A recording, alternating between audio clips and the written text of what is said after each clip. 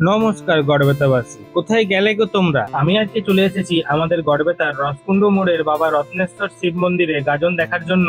দেখতেই পাচ্ছ পুরো জায়গাটা যেন উৎসবের রঙে রঙিন হয়ে গেছে।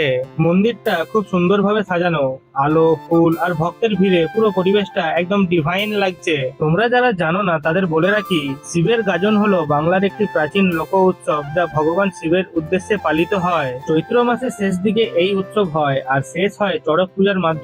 এখানে এসেই প্রথম যেটা চোখে পড়লো সেটা হলো ভক্তরা গোল হয়ে আগুনের পাশ দিয়ে হেঁটে চলেছে। দেখতে লাগছিল একদম রোমাঞ্চকর, ভয় আর ভক্তির এক অদ্ভুত মিশ্রণ। তারপর আমরা চলে গেলাম মন্দিরের ভেতরে বাবার দর্শন করতে। যতবার এখানে আসি একটা আলাদা শান্তি পাই, মনটা একদম হালকা হয়ে যায়। তারপর ভাইকে নিয়ে আবার চলে গেলাম ঝুলন দেখার জন্য।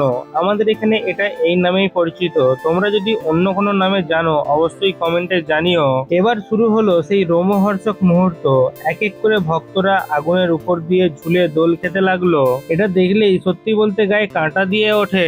আর গাজন মানেই তো ছোটখাটো মেলা, তাই পাশেই একটা ছোট দোকান বসেছিল যেখানে মেয়েদের জিনিস থেকে শুরু করে বাচ্চাদের খেলনা সবকিছুই পাওয়া যাচ্ছিল। তো চলো বন্ধুরা, আজকের মতো গাজন দেখা শেষ করে আমরাও বাড়ি ফিরি। তোমরা কারা কারা গাজন দেখতে গেছিলে কমেন্টে অবশ্যই জানিও। আর দেখা হবে নেক্সট ব্লগে। ততক্ষণ ভালো থেকো আর সাবস্ক্রাইব করতে ভুলো না।